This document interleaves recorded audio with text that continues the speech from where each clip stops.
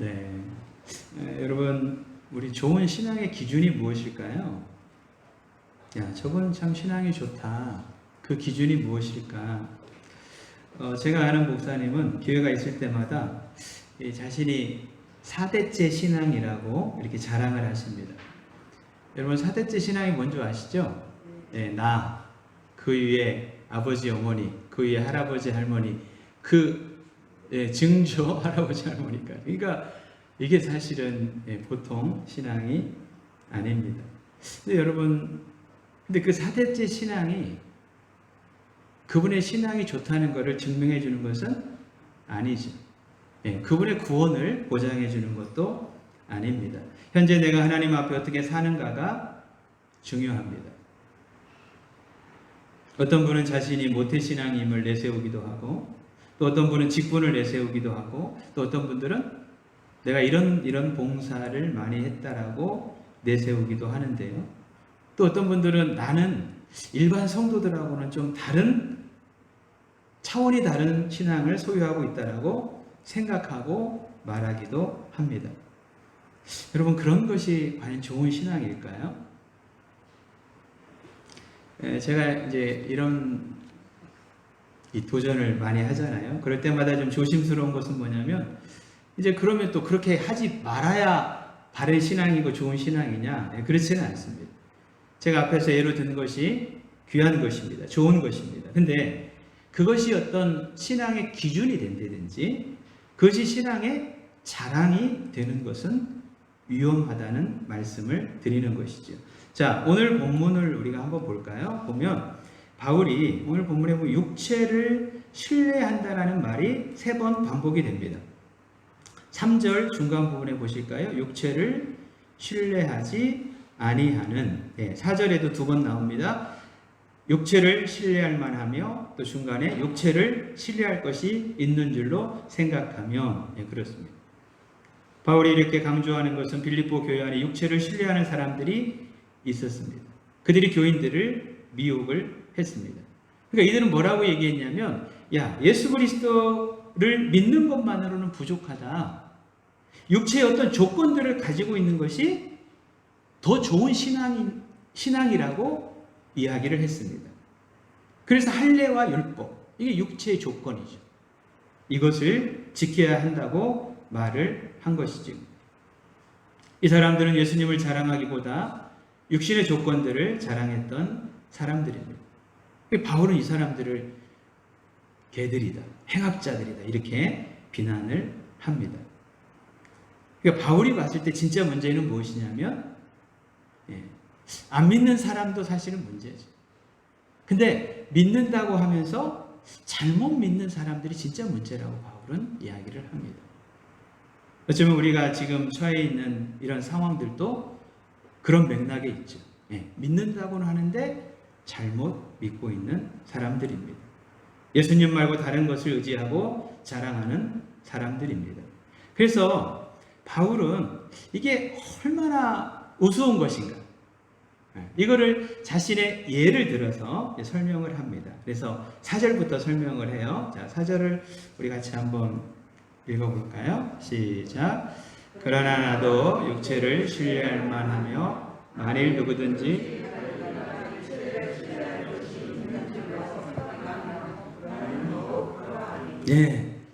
사실 자기가 진짜 육체를 신뢰할 것이 많다는 것입니다. 자랑할 것이 많다는 것입니다. 그리고 얼마나 자랑할 것이 많은지 바울은 2가지로 구분해서 자랑을 합니다. 먼저는 태어나면서부터 자기가 가지고 있는 자랑거리입니다. 그 다음에는 자기가 노력을 해서 얻은 자랑거리입니다. 자, 태어나면서부터 가진 것은 뭐냐면 5절에 보니까 나는 8일 만에 할례를 받았다, 이렇게 얘기해요. 이 8일 만에는 태어난 지 8일 만에 할례를 받았다는 것입니다.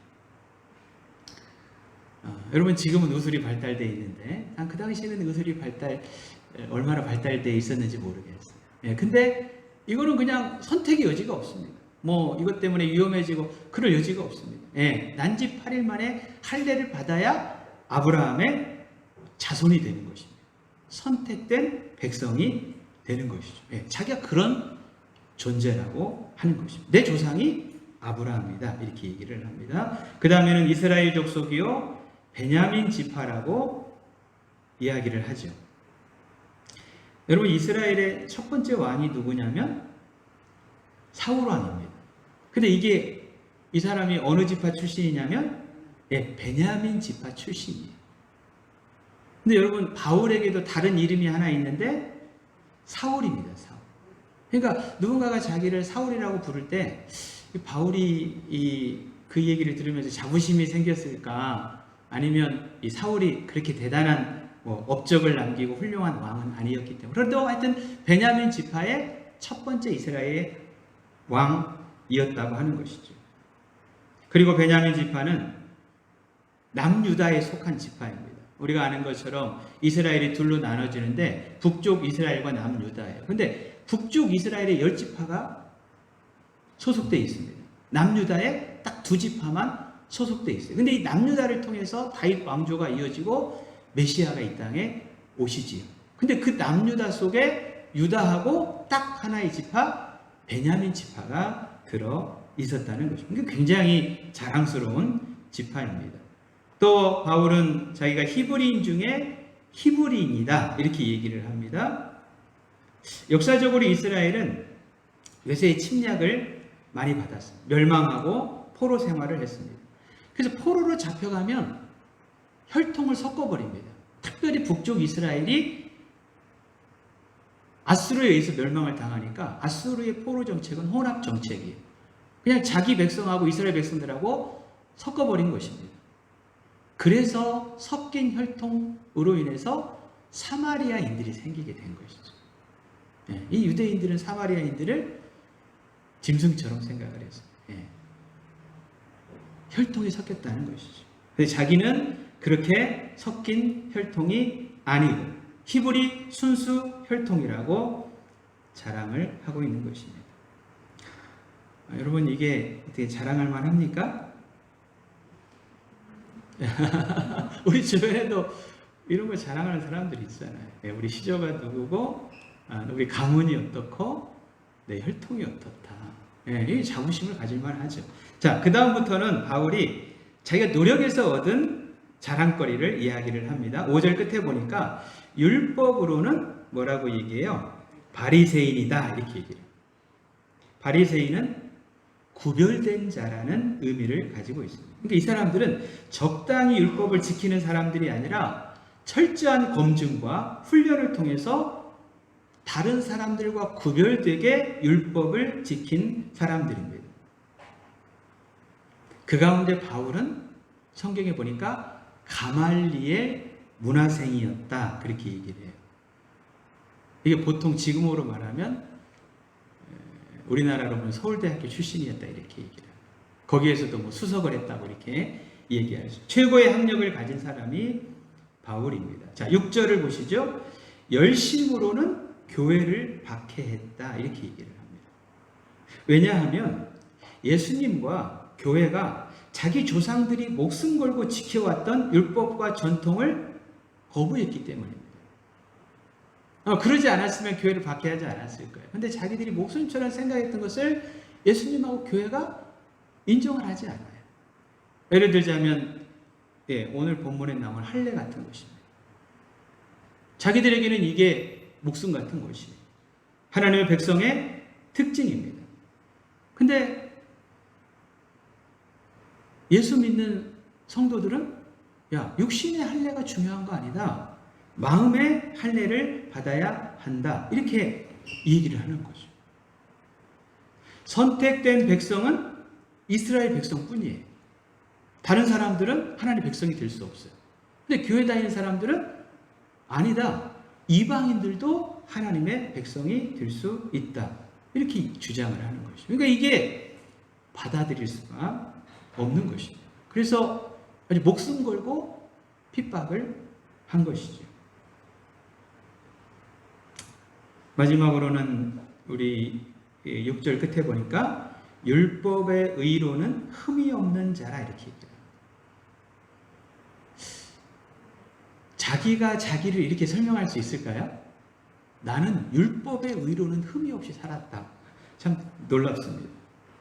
그러니까 이 얘기는 뭐냐면 저희가 사실은 완벽하게 율법을 지킬 수 있는 사람이 누가 있겠어요. 근데 철저하게 율법을 준수한 사람이라고 확신을 하는 것입니다. 여러분 이렇게 보면 바울은 가문이나 학벌이나 혈통이나 열심, 자랑할 것이 참 많이 있습니다.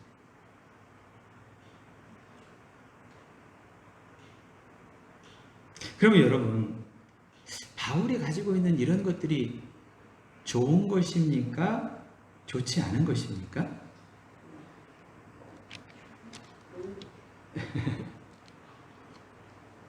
네, 이제 오늘 성경을 보면 분위기는 나쁜 것 같아요. 그죠? 근데 우리가 사실 이거를 나쁘다고 할 수가 없는 것이 자기가 선택하지도 않은 거예요. 태어날 때부터 그냥 이걸 가지고 태어난 것입니다.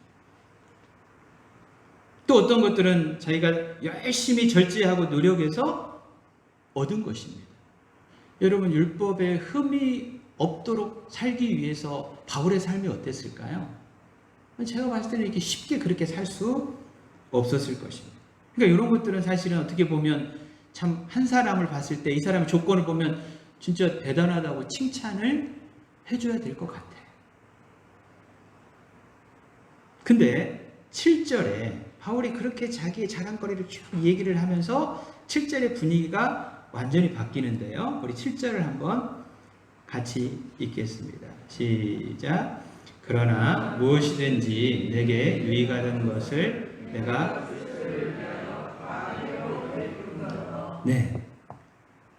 무엇이든지 내게 유익하던 것을 그리스도를 위해서 다 해로 여긴다.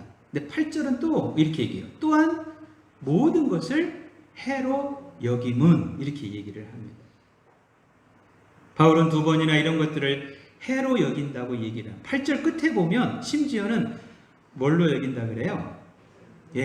배설물로 여긴다 그래요. 배설물. 참 얌전한 표현이죠? 이거를 리얼하게 표현하면 그렇습니다.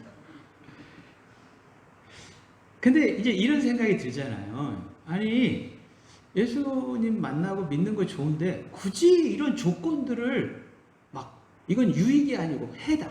나에게 해악을 끼치는 것이다. 그 다음에 이것은 똥오줌, 배설물과 같은 것이다. 굳이 이렇게까지 표현할 필요가 있는가 하는 것입니다.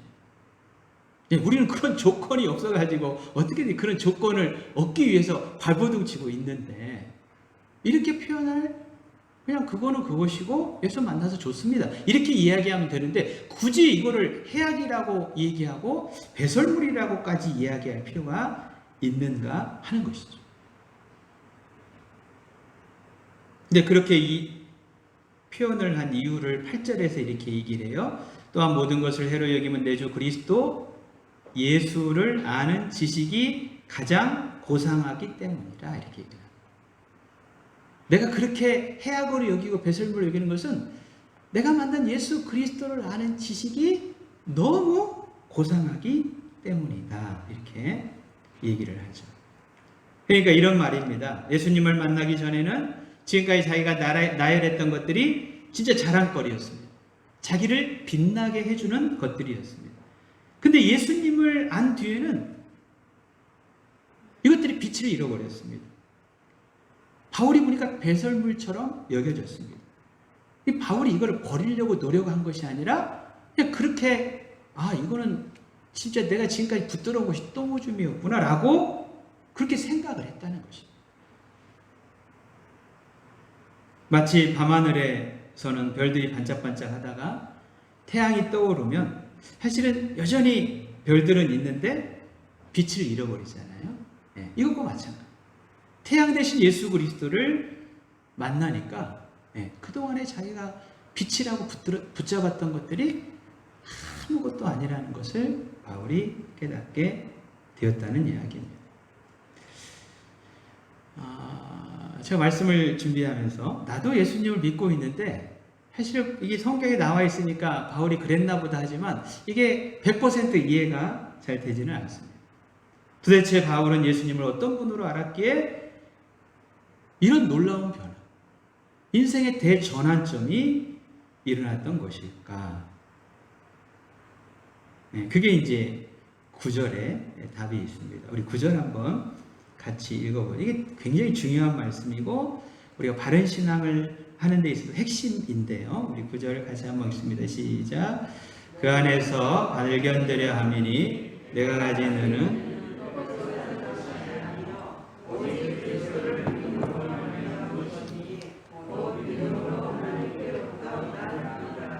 아멘. 예, 여기 보니까 내가 가진 의는 율법에서 난 것이 아니요 오직 그리스도를 믿음으로 말미암은 것이니 곧 믿음으로 하나님께로부터 난 의라. 이게 좀 말이 좀 어려워요. 근데 제가 설명을 해드릴게요. 요즘 설교 시간에 자꾸 우리 새가족 성경 공부를 하는 우리 김관용 성도님 예를 들어가지고 좀 죄송하긴 한데, 근데 오늘 본문을 설명하는데 너무 적절하기 때문에 제가 얘기를 좀 해도 되겠죠? 네. 이게 공부를 하는데 조금씩 이제 믿어지시고 이제 조금 이해가 된다고 말씀을 하셔요. 근데 내가 했던 설교 내용 가운데 아직도 믿어지지 않는 부분이 하나 있는데 그게 뭐냐면 제가 가끔 설교를 하다가 좀 극단적인 예를 들 때가 있잖아요. 제가 이런 얘기를 한 적이 있어요. 예수 안 믿는 착한 사람과 예수 믿는 나쁜 사람 중에 누가 천국 가는가?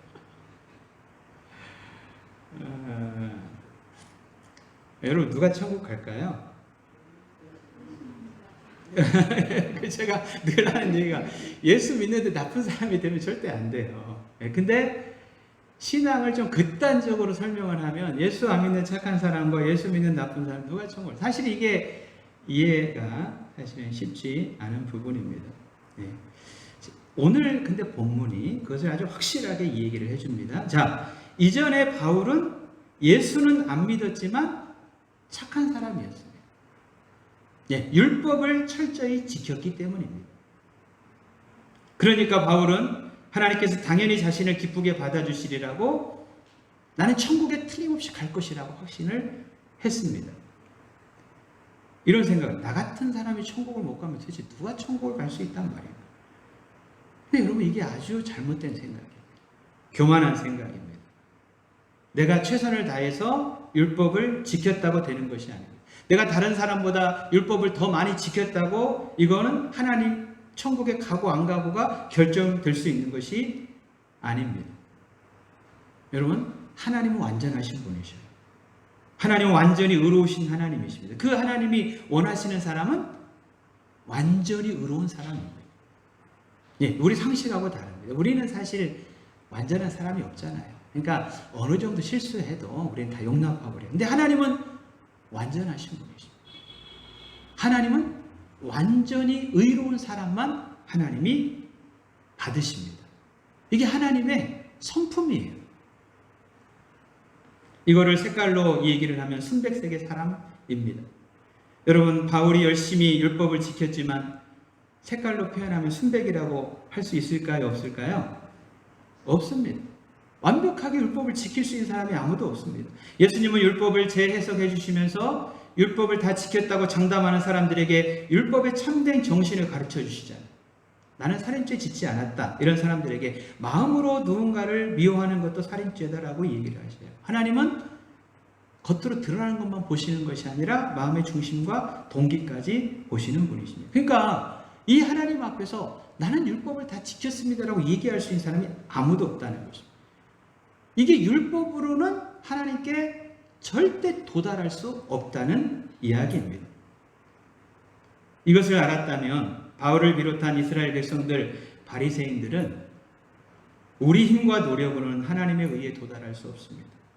우리는 율법을 지키려고 하면 할수록 죄인임을 깨닫습니다. 하나님 제발 다른 구원의 길을 우리에게 주십시오 라고 사실은 하나님께 요청을 해야 했다는 것입니다. 이 내용이 로마서 3장 20절 21절 말씀인데요. 우리 아마 영상에 나와 있네요. 우리 같이 한번 읽어보도록 하겠습니다. 시작. 그러므로 율법의 행위로 그의 앞에 의롭다 하심을 얻을 육체가 없나니 율법으로는 죄를 깨달음이라.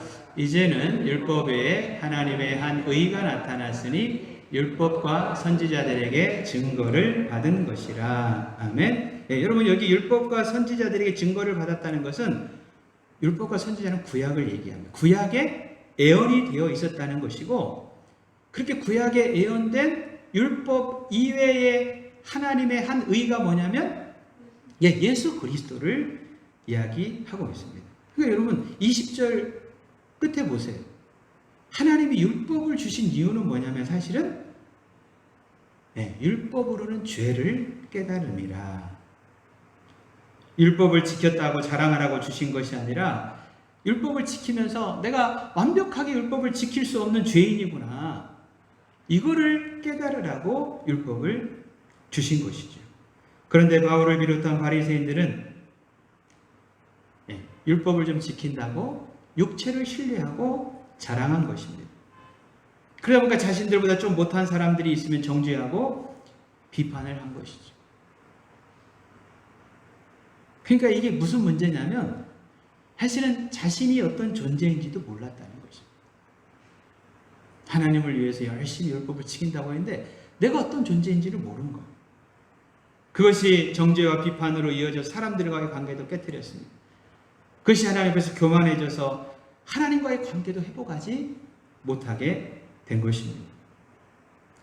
그러니까 여러분 바울이 그렇게 붙들고 자랑했던 것이 유익이 있어요? 없어요? 하나도 없어요. 오히려 이게 바울에게 해악을 끼친 것입니다. 이게 배설물과 같은 것입니다. 그래서 이렇게 표현을 하고 있는 것이죠. 이런 바울에게 율법 말고 하나님의 한 의가 나타났습니다. 죄 없으신 하나님의 아들이 사람의 몸을 입고 이 땅에 오셨습니다. 이 우리에게 걸림돌이 돼요. 어떻게 하나님의 아들이 사람의 몸을 입고 이 땅에 올 수 있단 말인가? 신이 인간의 몸을 입을 수 있단 말인가? 근데 여러분, 이게 이제 우리의 상식을 좀 뛰어넘어서 이게 성경적으로 가만히 생각을 해보면 사실 예수님은 신이신 하나님과 죄인인 인간 사이에 다리를 놓기 위해서 이 땅에 오신 분이십니다. 중보자로. 그러니까 신과 인간 사이에 다리를 놓기 위해서 예수님은 신이시면서 인간인 존재로 이 땅에 오셨다는 이야기입니다.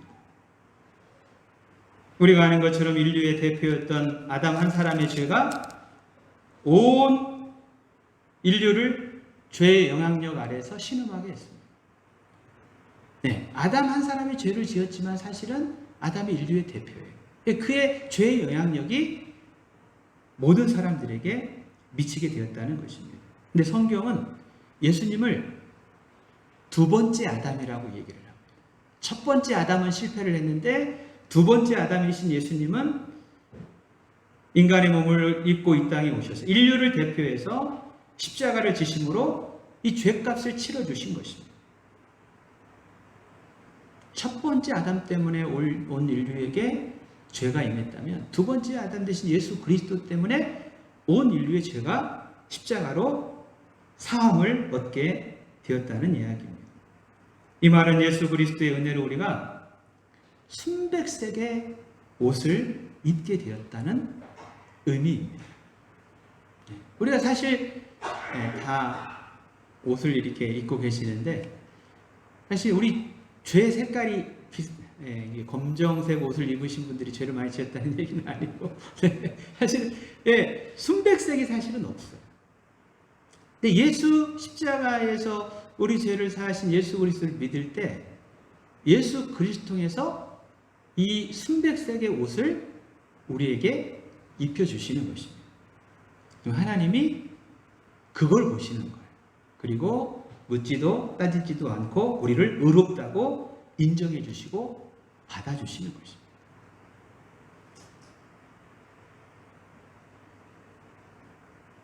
그러니까 이 예수 그리스도를 바울이 담에색에서 만났습니다. 그렇게 자기의 노력과 열심으로 하나님을 잘 믿어보고 어떤 구원의 확신을 가지려고 했는데 그렇지 못했던 바울이 자신을 위해서 이 땅에 온 십자가를 통하여 자신에게 완전한 의를 입혀주신 예수 그리스도를 만나게 된 것이죠. 자기가 예수님을 찾은 것도 아닙니다. 예수님이 자신을 찾아오셨습니다. 배설물을 붙들고 살아가던 자신, 진리를 알지 못하고 핍박하던 자신을 사람으로 찾아오신 것이죠. 그리고 물으셔요. 사울아 사울아 어찌하여 네가 나를 박해하느냐.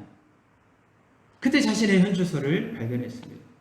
가치관의 대전환이 이루어졌습니다. 이 예수 그리스도를 아는 지식이 가장 고상하구나. 주 예수 그리스도보다 더 귀한 것은 없구나. 이거를 깨닫게 된 것이지. 그 후로 바울의 삶이 변했습니다.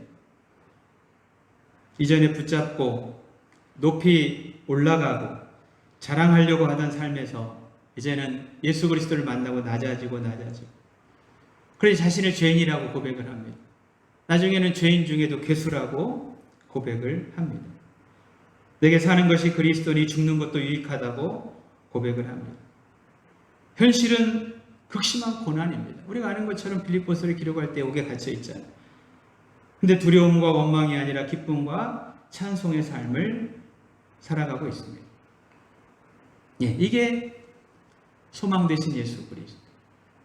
예수 그리스도를 아는 지식을 가진 자의 삶이라고 바울은 이야기를 합니다.